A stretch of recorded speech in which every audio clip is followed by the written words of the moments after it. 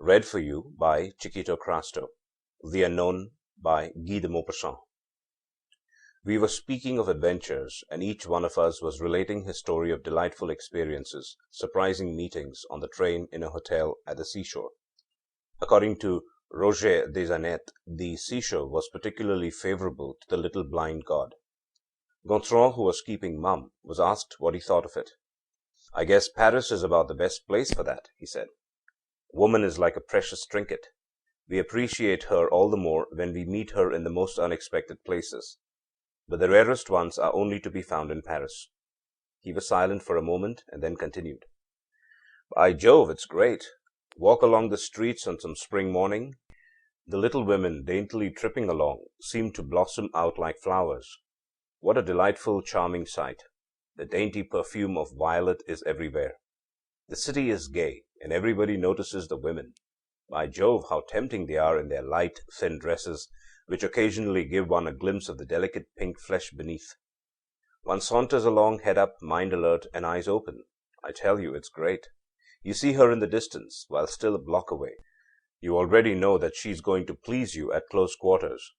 You can recognize her by the flower on her hat, the toss of her head, or her gait. She approaches, and you say to yourself, 'Look out, here she is.' You come closer to her, and you devour her with your eyes.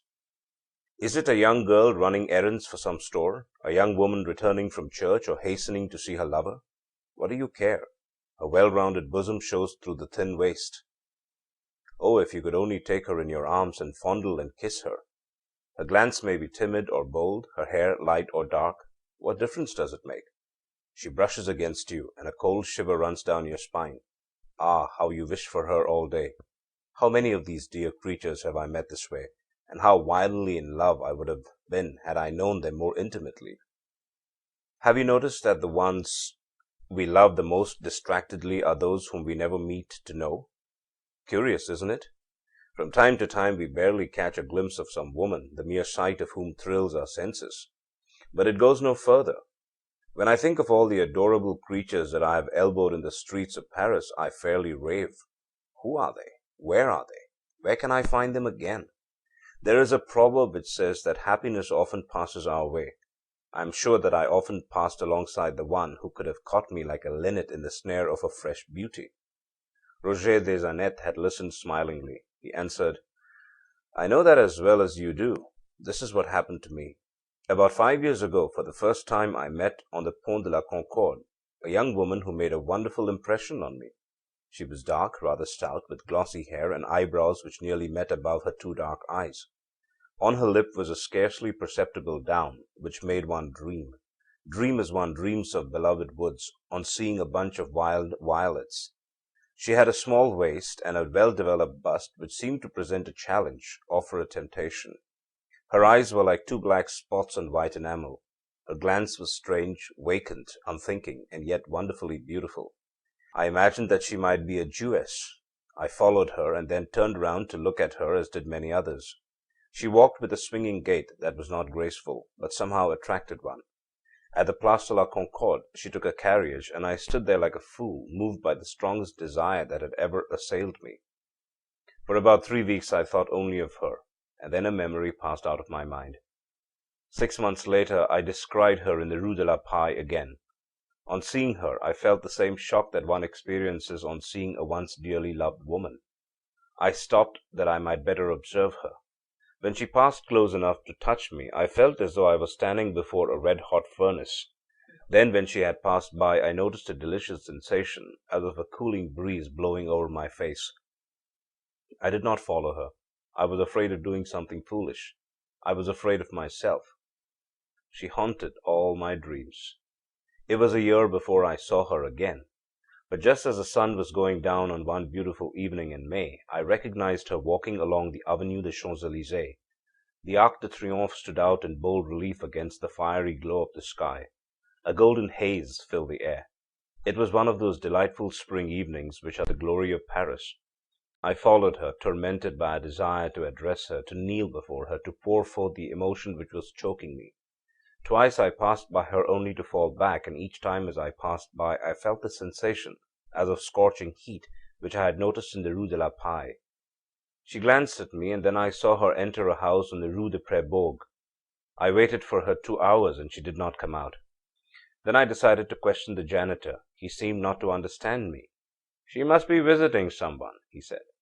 The next time I was 8 months without seeing her, but one freezing morning in January I was walking along the Boulevard Malesherbes at a dog trot so as to keep warm, when at the corner I bumped into a woman and knocked a small package out of her hand. I tried to apologize. It was she. At first I stood stock still from the shock. Then, having returned to her the package which she had dropped, I said abruptly, ŌĆ£I am both grieved and delighted, madame, to have jostled you. For more than 2 years I have known you, admired you, and had the most ardent wish to be presented to you.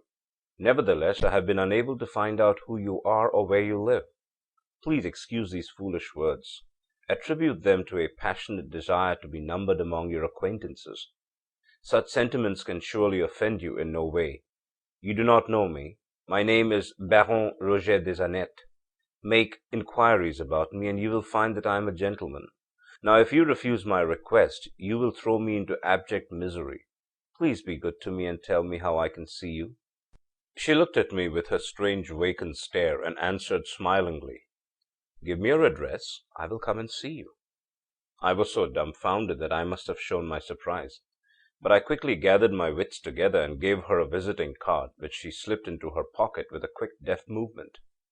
Becoming bolder, I stammered, ŌĆ£When shall I see you again? ŌĆØ She hesitated, as though mentally running over her list of engagements, and then murmured, ŌĆ£Will Sunday morning suit you? ŌĆØ ŌĆ£I should say it would. ŌĆØ She went on, after having stared at me, judged, weighed, and analyzed me with this heavy and vacant gaze which seemed to leave a quieting and deadening impression on the person towards whom it was directed. Until Sunday my mind was occupied day and night trying to guess who she might be, and planning my course of conduct towards her. I finally decided to buy her a jewel, a beautiful little jewel, which I placed in its box on the mantelpiece and left it there awaiting her arrival. I spent a restless night waiting for her. At 10 o'clock she came, calm and quiet, and with her hand outstretched as though she had known me for years. Drawing up a chair, I took her hat and coat and furs, and laid them aside, and then timidly I took her hand in mine, and after that all went on without a hitch. Ah, my friends, what a bliss it is to stand at a discreet distance and watch the hidden pink and blue ribbons, partly concealed, to observe the hazy lines of the beloved one's form as they become visible through the last of the filmy garments. What a delight it is to watch the ostrich-like modesty of those who are in reality none too modest! And what is so pretty as their motions? Her back was turned towards me, and suddenly my eyes were irresistibly drawn to a large black spot right between her shoulders. What could it be? Were my eyes deceiving me? But no, there it was staring me in the face. Then my mind reverted to the faint down on her lip, the heavy eyebrows almost meeting over her coal-black eyes, her glossy black hair. I should have been prepared for some surprise. Nevertheless, I was dumbfounded, and my mind was haunted by dim visions of strange adventures. I seemed to see before me one of the evil genii of the 1001 Nights, one of these dangerous and crafty creatures whose mission it is to drag me down to unknown depths. I thought of Solomon, who made the Queen of Sheba walk on a mirror that he might be sure that her feet were not cloven. And when the time came for me to sing of love to her, my voice forsook me.